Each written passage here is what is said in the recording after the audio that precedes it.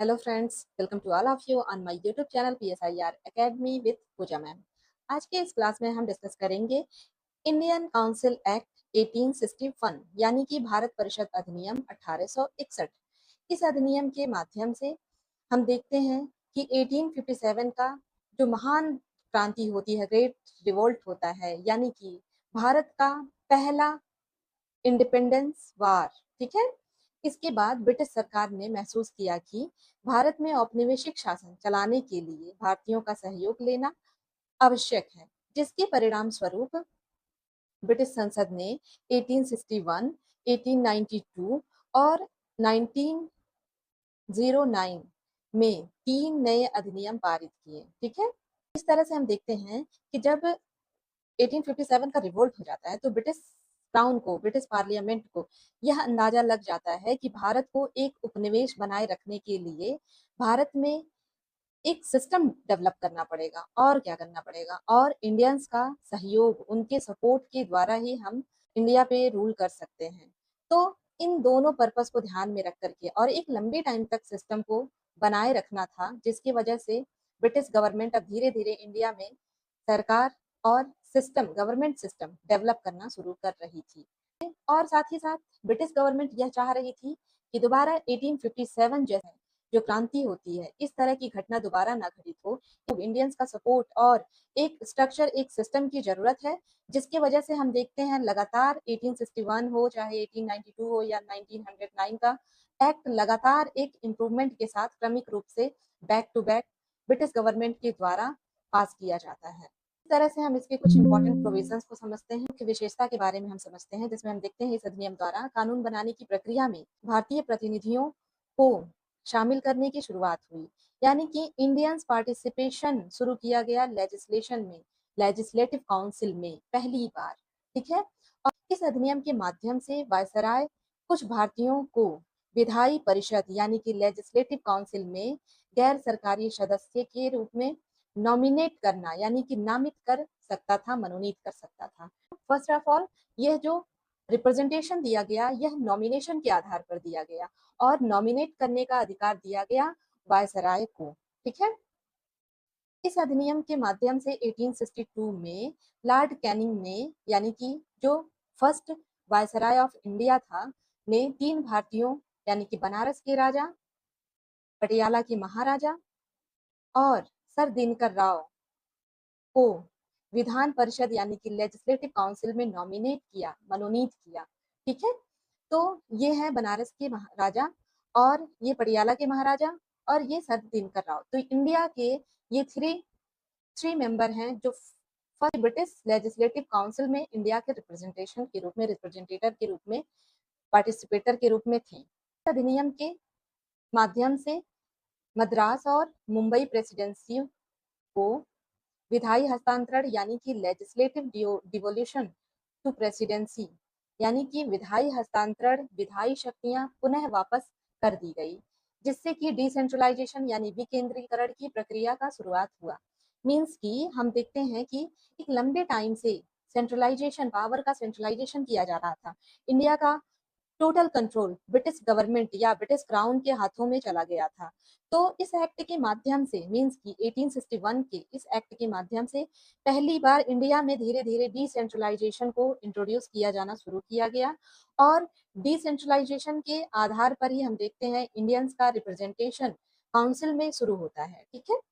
और क्या होता है, हम देखते हैं इस अधिनियम ने रेगुलेटिंग एक्ट यानी कि 1773 द्वारा शुरू हुई केंद्रीकरण यानी कि सेंट्रलाइजेशन की प्रवृत्ति को उलट दिया और 1833 के चार्टर अधिनियम के साथ ही अपने शिखर पर पहुंच गई थी, जो कि मीन्स की हम देखते हैं 1773 से 1833 तक यह वो टाइम पीरियड था जब हम देखते हैं कि सेंट्रलाइजेशन बिल्कुल अपने शिखर पे थी, ठीक है, चरम अवस्था पे थी सेंट्रलाइजेशन।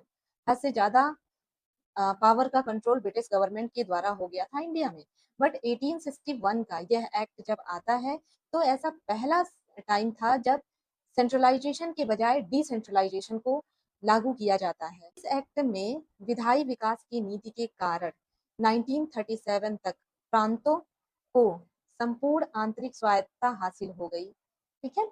मीन्स की हम देखते हैं कि विधायी विकास की नीति के कारण यह जो लॉ मेकिंग का पावर दिया जा रहा था कुछ प्रोविंसेस को, कुछ प्रांतों को, ठीक है, यह 1937 तक जाते जाते लगभग संपूर्ण आंतरिक स्वायत्तता पूरी तरह से लॉ मेकिंग में ऑटोनॉमस दे दी गई प्रोविंसेस को, यानी कि प्रांत वो अपने एरिया में कानून को बना सकते हैं, उसको एग्जीक्यूट कर सकते हैं।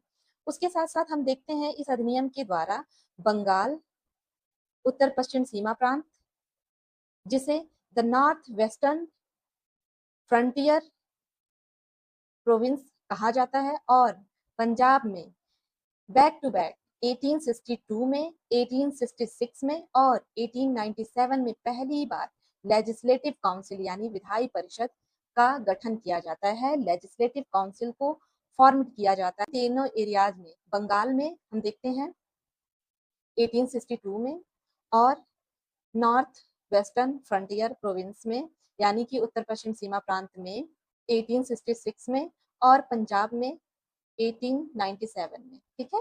पहली बार एग्जीक्यूटिव पावर, लेजिस्लेटिव पावर, कानून बनाने की शक्ति इन्हें दी जाती है, इन प्रोविंसेस को दिया जाता है, और यहाँ पर लेजिस्लेटिव काउंसिल स्टेब्लिश की जाती है। अधिनियम में वायसराय यानी कि लॉर्ड कैनिंग को परिषद में कार्य संचालन के लिए अधिक रूल, नियम और आदेश या ऑर्डर्स बनाने की शक्तियां दी गई, ठीक है। मीन्स की जो इस समय का वायसराय था लॉर्ड कैनिंग, इसको पूरी तरह से ऑटोनॉमस दी गई, बहुत सारे पावर्स दिए गए कि वह नियम बना सकता है, कानून बना सकता है, या ऑर्डर दे सकता है, ऑर्डर बना सकता है कि जिससे कि एडमिनिस्ट्रेटिव या पॉलिटिकल सिस्टम को स्मूथ तरीके से, आराम से, अच्छे से, सिस्टमैटिक तरीके से चलाया जा सके। तो काफी हद तक लॉ मेकिंग का जो पावर था वो वायसराय के पास था।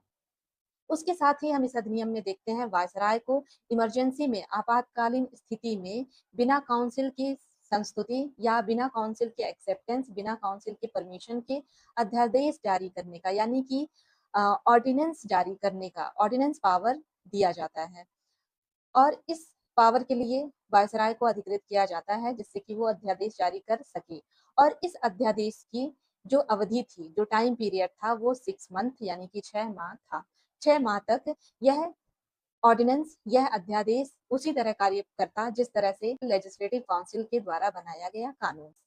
अधिनियम में लॉर्ड कैनिंग द्वारा 1859 प्रारंभ की गई पोर्टफोलियो प्रणाली को भी मान्यता दी गई, और इसके अंतर्गत वायसराय की परिषद का एक सदस्य एक या एक से अधिक सरकारी विभागों का प्रभारी बनाया जा सकता था। कुल मिलाकर के जो लॉर्ड कैनिंग था, जो उस समय के वायसराय थे, उसको पूरी तरह से पावर दी गई, पूरी तरह से छूट दिया गया कि वो इंडिया में सिस्टमैटिक तरीके से, स्मूथ तरीके से कानून बनाए, नियम बनाए, एग्जीक्यूट इसको करे, ठीक है।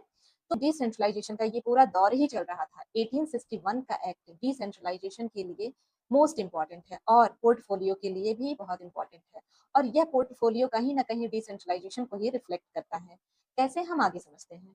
जैसा कि हम देखते हैं पोर्टफोलियो सिस्टम में विभागीय प्रणाली को बनाया गया, मतलब कि जो काउंसिल का हर एक मेंबर था, उस मेंबर के पास एक एक या एक से अधिक डिपार्टमेंट थे, और उस डिपार्टमेंट के लिए वह रिस्पॉन्सिबल था, उस डिपार्टमेंट के लिए वह जवाबदेही थी उसकी, और उस डिपार्टमेंट से रिगार्डिंग जो भी लॉ मेकिंग था वह कर सकता था, और इसके प्रति लॉर्ड कैनिंग यानी कि वायसराय के प्रति जवाबदेही थी। मतलब हर व्यक्ति, हर मेंबर को विभाग दिए गए, और विभाग के कार्य की सारी रिस्पॉन्सिबिलिटी दी गई।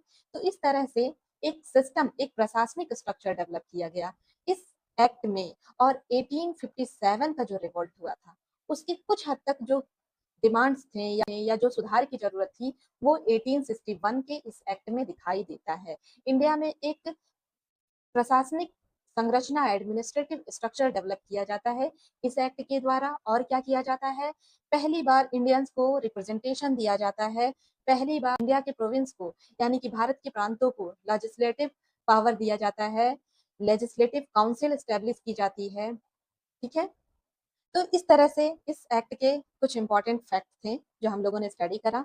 आज का लेक्चर कैसा रहा आप मुझे कमेंट कर सकते हैं। वीडियो को लाइक करिए, चैनल को सब्सक्राइब करिए, और देखते रहिए PSIR academy with Pooja ma'am. Thank you.